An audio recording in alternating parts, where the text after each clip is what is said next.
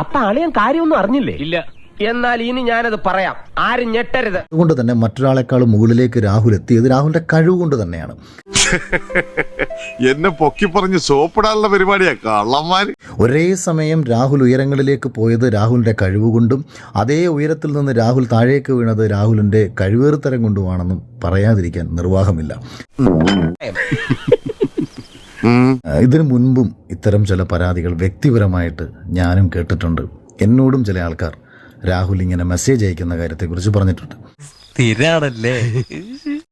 എന്നോട് നേരിട്ട് പറഞ്ഞിട്ടുണ്ട് കേട്ടോ. സത്യം പറഞ്ഞാൽ എന്നോട് നേരിട്ട് പറഞ്ഞിട്ടുള്ളവരൊക്കെ ഉണ്ട്. ഇതാണെങ്കിൽ ഇത് പുള്ളി നല്ല കക്ഷിയാണോ, പുള്ളി ഇങ്ങനെ മെസ്സേജ് അയക്കുന്നുണ്ടല്ലോ, പുള്ളി എന്താണ് ഉദ്ദേശിക്കുന്നത് എന്ന് മനസ്സിലാവുന്നില്ല എന്നുള്ള സംശയങ്ങളൊക്കെ വെച്ചുകൊണ്ട് ഒന്നിലധികം ആൾക്കാർ എന്നോടും പറഞ്ഞിട്ടുണ്ട്.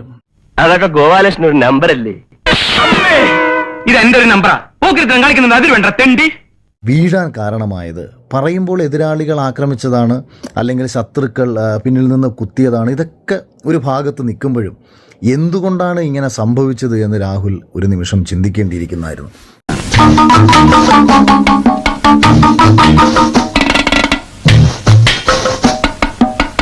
തൻ്റെ പദവി മനസ്സിലാക്കാതെ സ്ത്രീകളെ ശരീരം മാത്രമായി കണ്ട് പെരുമാറാൻ ശ്രമിച്ചതാണ് രാഹുലിനെ പറ്റിയൊരു പ്രശ്നം.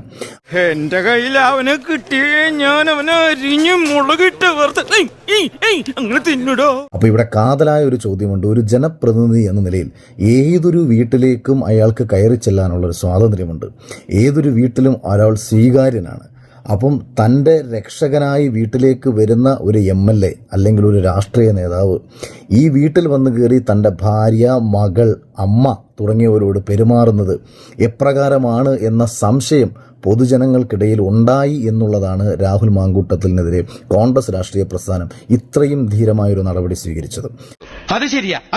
അദ്ദേഹത്തിന് സ്ത്രീ വിഷയങ്ങൾക്ക് താല്പര്യമുള്ള ഒരാളാണെങ്കിൽ അത് അദ്ദേഹത്തിന് ചെയ്യാം. പക്ഷേ സ്ത്രീകൾ പരാതിപ്പെടാത്തോളം കാലം ഒരു സ്ത്രീ ഒരു പുരുഷനെതിരെ തൻ്റെ സമ്മതമില്ലാതെയും തൻ്റെ അനുവാദമില്ലാതെയും ആണ് ഇയാൾ ഞങ്ങളോട് ഇപ്രകാരം സംസാരിക്കുന്നത്, ഞങ്ങളെ ഫോഴ്സ് ചെയ്യുന്നത്, അല്ലെങ്കിൽ ഞങ്ങളോട് മോശമായി പെരുമാറുന്നത്, അധികാരത്തിൻ്റെയും പദവികളുടെയും ഒക്കെ വലിപ്പം ഉപയോഗിച്ച് ഞങ്ങളെ പ്രഷർ ചെയ്യുന്നത് എന്നൊരു പെൺകുട്ടി പറഞ്ഞാൽ തീർച്ചയായിട്ടും അതിനൊപ്പം ഈ സമൂഹം നിൽക്കണം. അതിനൊപ്പം ഈ സമൂഹം നിന്നതാണ്, മാധ്യമങ്ങൾ നിന്നതാണ്, രാഷ്ട്രീയ പ്രസ്ഥാനങ്ങൾ നിന്നതാണ്. പ്രത്യേകിച്ച് കോൺഗ്രസ് സ്വീകരിച്ചിട്ടുള്ള ഏറ്റവും മൂല്യമായ നിലപാടാണ് ഈ വിഷയത്തിൽ കണ്ടത്.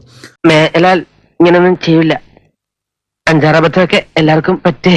അതുകൊണ്ട് തന്നെ ഈ വിഷയത്തിൽ രാഹുൽ മാങ്കൂട്ടത്തിൽ രാജിവെച്ചതും നിലവിൽ രാജിവെച്ച് MLA സ്ഥാനം കൂടി രാജിവെച്ച് ഒഴിയേണ്ടതും കൂടി ആ പാർട്ടിക്കും ഒരു പ്രതിപക്ഷ പ്രസ്ഥാനമെന്ന നിലയിൽ അതിന് കൂടുതൽ മുന്നോട്ട് പോകാൻ ഗുണകരമാണെന്നാണ് ഞാനും മനസ്സിലാക്കുന്നത്.